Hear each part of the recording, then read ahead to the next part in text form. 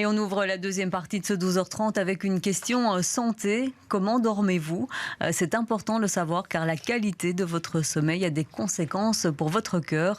C'est ce que vous expliquent durant toute cette semaine les spécialistes des hôpitaux du groupe Chirec à l'occasion de la semaine du cœur. Et la thématique cette année, ce sont les troubles du sommeil qui concernent 30% de la population.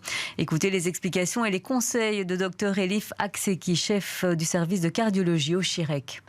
Il y a beaucoup de choses dedans, mais notamment des insomnies sont également dedans, ou d'autres troubles du sommeil comportementaux, ou bien des troubles du sommeil dus à des décalages horaires ou des métiers à risque qui travaillent, des personnes qui travaillent la nuit, comme dans le milieu médical, les infirmières, les médecins, mais également les chauffeurs, etc.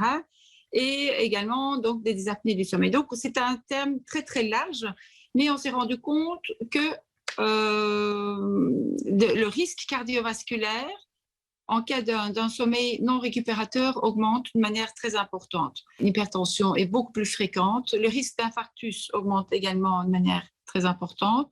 Le risque d'obésité, diabète et des troubles de rythme. Donc, c'est un cercle vicieux et assez infernal.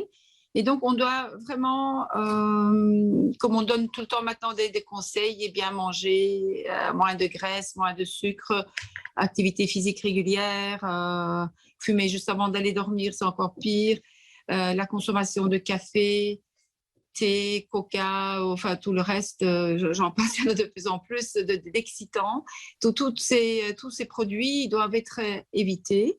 Mais donc c'est des personnes à risque également, donc c'est des personnes qui disent je dors mal, je ne récupère pas, qui ont parfois tendance à prendre des somnifères, mais parfois il faut chercher le trouble, parfois c'est des troubles, des thérapies comportementales qui peuvent aider déjà sans médication. On parle de troubles du sommeil chronique, entre guillemets, quand c'est au-delà de 3 mois, plusieurs fois par semaine. Il y a beaucoup de choses à faire, des dépistages, sensibiliser nos patients. Donc, ils doivent vraiment en parler avec leur médecin et les médecins doivent poser la question comment est-ce que vous dormez.